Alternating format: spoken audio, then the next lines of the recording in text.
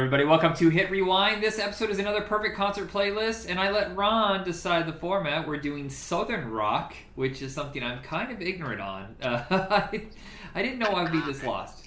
So, there is a rare thing that we've done once before where we chose a band. I can't remember what it was. It wasn't you and I. It was when John was the first host. And I didn't really care for the second band that he chose, so I was allowed to substitute Kiss for, I can't remember who it was, honestly.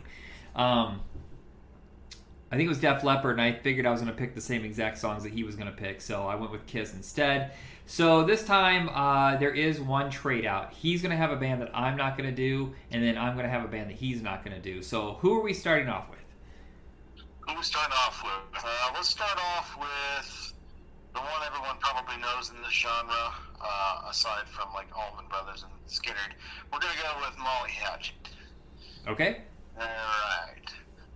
So, starting off with this, the one thing about this band, I would have never known about, actually, probably heard them on the radio at some point as a kid, more than likely, but didn't really get into them until Fane came into my life, and I had access to all of his. That's my stepfather, for those of you who don't know. He had all this big old record collection, and in this record collection, he had this Viking-looking fantasy artist, hero, warrior, what have you, album from Molly Hatchet. I'm thinking, oh, this sounds cool. It really looked heavy metal. I'm like, I didn't know he was into heavy metal. This is cool. And I pop it in, and then it's not heavy metal. It's good. It's just not what I expected. Yeah. Well, and I got to tell you, so the first time I had ever heard this band was at your house on vinyl. And for the longest time still, and I know if I pause and think about it, I realize they're two different bands.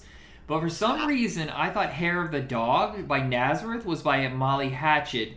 And because if you look, they're both Southern bands. They both came out around the same time. They both use Frank Frazetta art as their album covers. So you can see a little bit why I got confused. There's a little bit of crossover. There's a whole lot of those. Those are the album arts that I like. The ones where you had people on the front, they were just some photographer taking a picture of the band. Some of them were good, some of them yeah. But when they did these, we got Frank Frazetta, Boris Vallejo did a couple of his, and Thomas Arras. These were fantastic. Do you know who was an album designer in the 70s?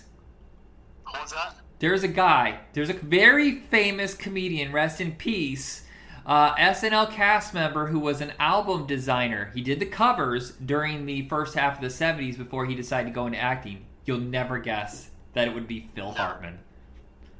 Seriously? Yep. His first 5 or 6 years of the 70s, he was designing album covers.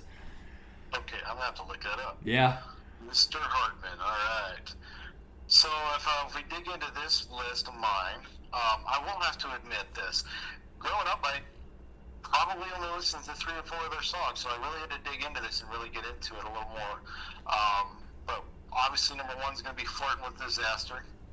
I think if I'm looking at this correctly, there's only 2 albums that I pulled out of the 70s because it's right at the end of the 70s, so we really didn't have a whole lot to choose from. So we're looking at Flirting with Disaster's album and the Molly Hatchet self-titled one. Whiskey Man would be number 2. Let the Good Times Roll. They did a Long Towel Sally Jam. This is actually off of a different album in 79. It was a live album. And I do believe Long Towel Sally is not one of theirs, obviously. Actually, I know that. It's not one of their songs. Yeah, well, they did quite a bit through their career, covers. Yes. Well, I was like, this live version of this was just fantastic. I would love to hear that live. That would have been awesome.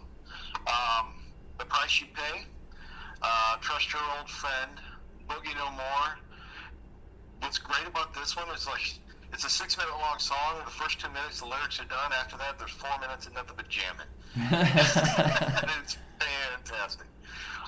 It's All Over, Dreams I'll Never See, and kind of a cool one called Creeper off of the self-titled album. Yeah, that was a pretty good one. That's my top 10. Yeah, there were a lot more blues than I expected. Once the 80s hit, they started to change their format. They did. I was like, was it Danny Joe Brown left the band and right in 1980 they replaced him and they just went straight up rock. It just didn't sound. When he came back, they kind of got their sound back a little bit, but they were at that point trying to evolve and adapt with the times, and it wasn't bad by any means, but it was no longer what they were. You know? Right. Well, I think there, of the three bands we looked at, there are no spin-offs. There's like 1 million spin-offs of Lynyrd Skynyrd and Allman Brothers, and there are no spin-offs whatsoever. It's always been Molly Hatchet. Like, they're locked in with each other so tight for all these years. Right. If I remember correctly, actually, there's a little bit of a... Well, we'll get to that when I get to my next band. I'll get on that. Okay. So, what do you got? I only have 6. Okay. So I have Flirtin'. I mean, obvious. You gotta. It's the Obvious. best way to start the concert off with. Dreams I'll Never See. Maybe I shouldn't have put that one so close to the beginning. I should probably move that one back. I'll go Whiskey Man for number 2. Then Dreams I'll Never See. Then their epic Fall of the Peacemakers, which is astonishing. I can't believe this wasn't a big hit. It's truly like their version of Freebird, like this huge emotional piece that I really loved. And then we're going to go kind of bluesy bar band with Beating the Odds, and It's All Over Now. There you go. All right, so your second band? My second band, I'll just move right in. Let's see. Talking about tie-ins to Skynyrd, I'm going to move on to Blackfoot. This is my offshoot band here. Blackfoot, I thought I knew more about going into this. That's why I was so gung-ho on choosing this one. Until I actually sat down and tried to listen.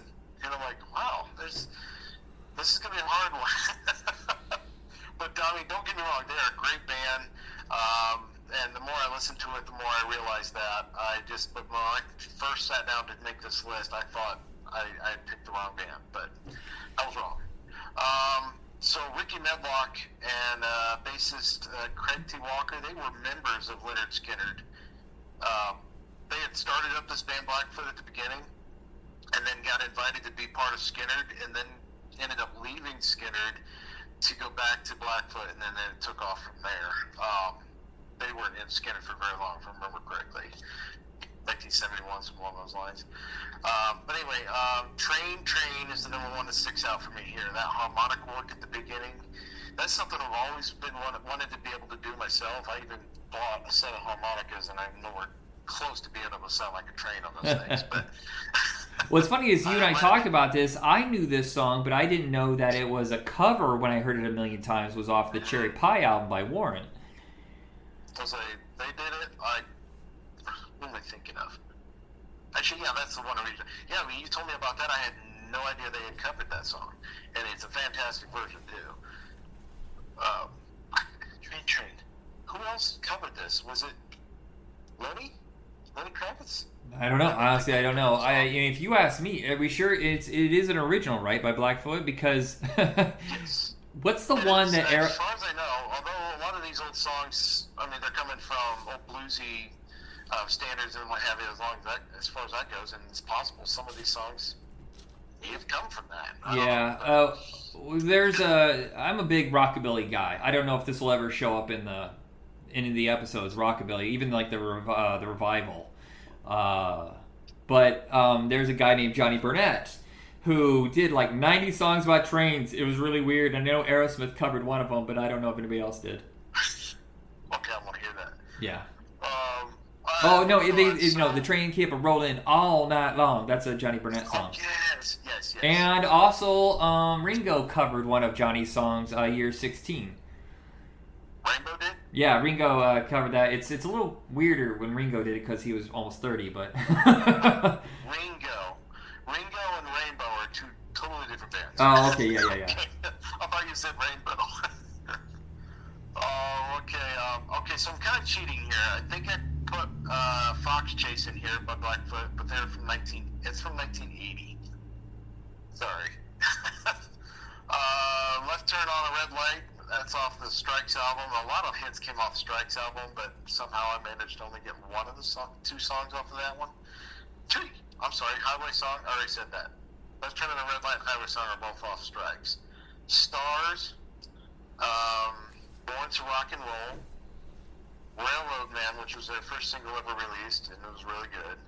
I Stand Alone.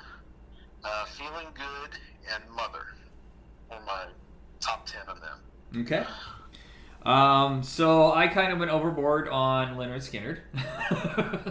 And like you said, all the songs I pick are probably would have made your list too.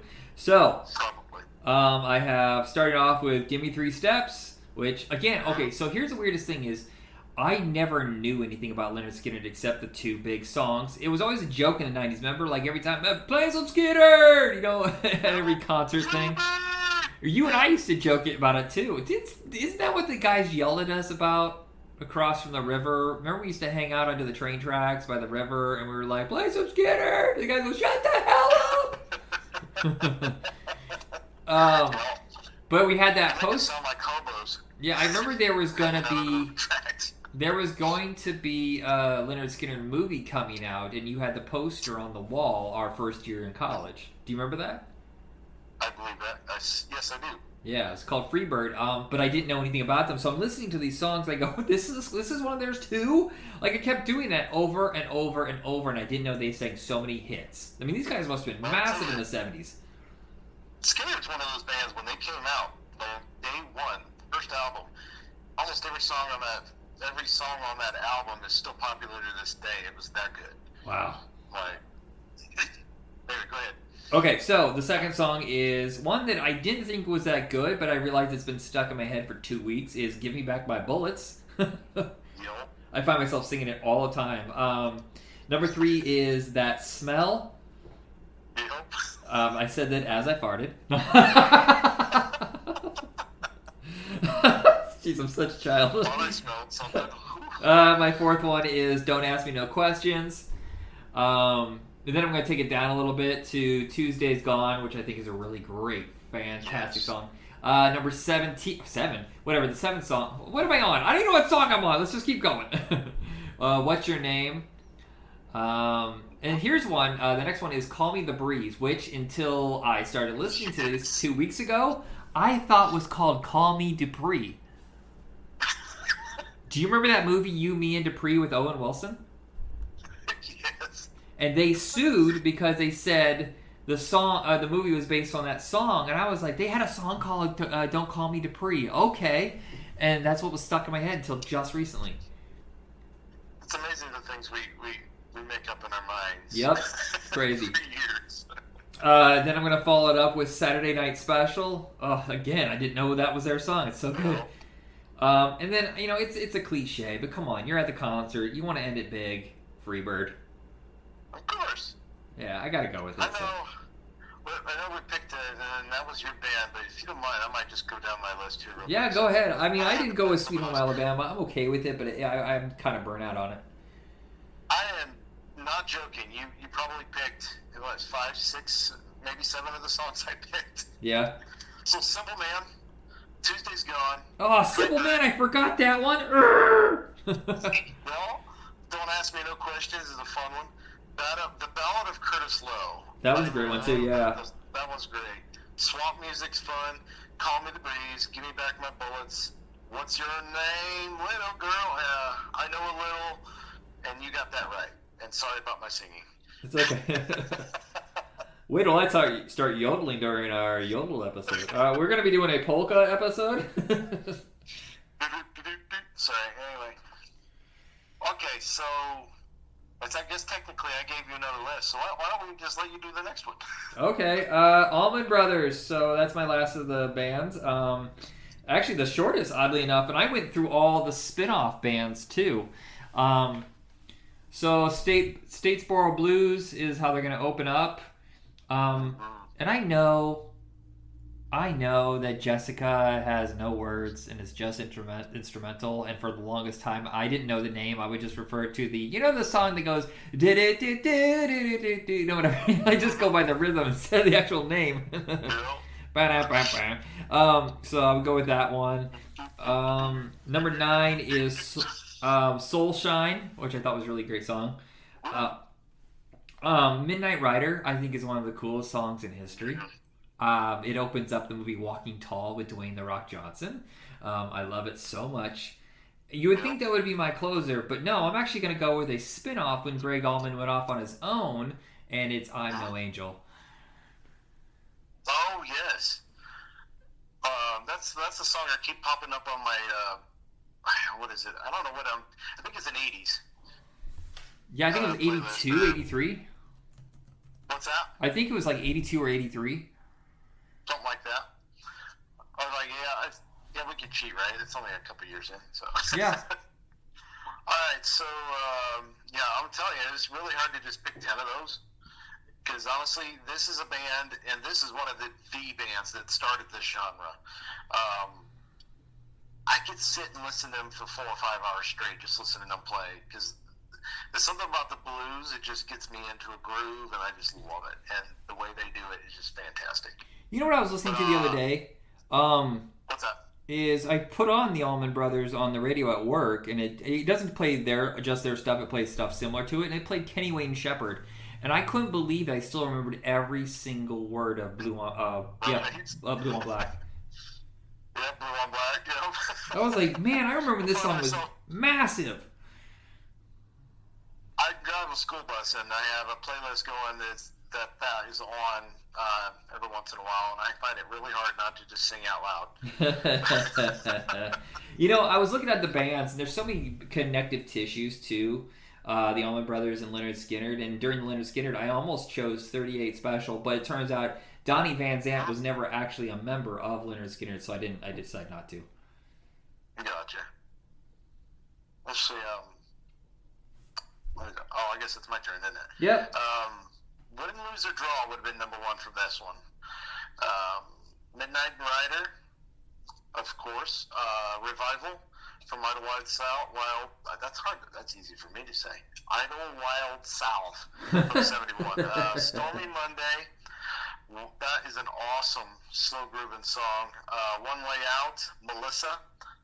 And that was the first album they did after Dwayne had passed. It's a really good tune. Trouble No More, Little Martha.